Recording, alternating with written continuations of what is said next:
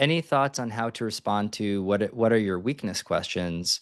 And I think we talked about this a little bit earlier. Obviously, like don't get into incompetence territory, but like, is there anything that strikes you as like good types of examples of weaknesses or attributes of weaknesses to talk about?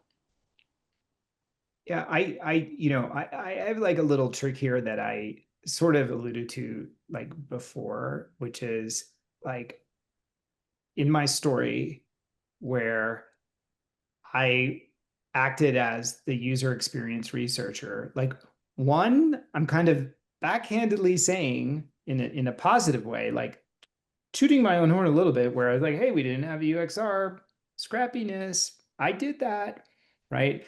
Then I'm saying, and I didn't engineer it this way, but I think it's something that you can reverse engineer and learn from, right? So it's like, hey, I'm like punching above my weight because I'm taking on this new thing.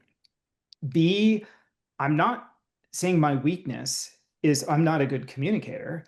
I'm saying a subset, a very narrow subset, mind you, of my communication needed a tweak. Basically, needed a nip and a tuck, which is like, hey, my presentation could have been more structured. It could have had a better through line. It could have had a TLDR, like whatever it was, right?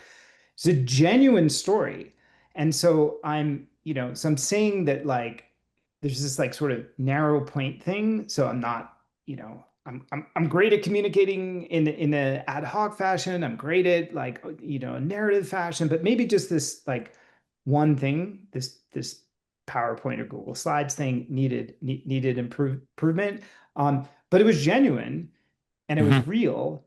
And I actually think there's a huge amount of value in doing this type of introspection. All of this work actually made me a better PM, and my stories are not BS stories. They're like legitimate stories. And I came to those stories by authentically introspecting on like my career stories as a PM. So this is going to like benefit you either way. It's like the hard thing is A, doing that introspection, and then B, outputting it in a way where you're not like completely sharing the harsher aspects of the introspection. Yeah, and I think you can say things like, "It doesn't come naturally to me to do this, so I have to make the effort. I have to step up. Oh, I I'm love not that. naturally like this. I need to be like that as a PM sometimes, and I'm aware of that deficiency, that bias, that tendency, and I work with it. It doesn't have to be, oh, I struggle to prioritize like that. That's that's that's going to get you under the incompetence bar, absolutely. But it's like in these situations, I sometimes have misstepped, and so I'm really aware of that, and I'm working on it. It's really about the fact that you are working on something, and the weakness question is something everybody should have thought about. It again, to Brian's point about if you're trying to come up with something on the fly, that is a terrible one. If you haven't thought about the superpower question, the weakness question, like those questions are several orders of magnitude easier if you've thought about them beforehand. They're very, very hard to do cold. And most people think, oh, yeah, I know what my superpower is. Like, can you answer it really well, though? Like, you've got to practice those topics. And the same with the weakness one. Yeah. Same with the Feedback time you is a receive gift. difficult feedback and given difficult feedback. I was going to say the same thing. Yeah. Feedback is a gift. Like, and you should embody receiving it as a gift.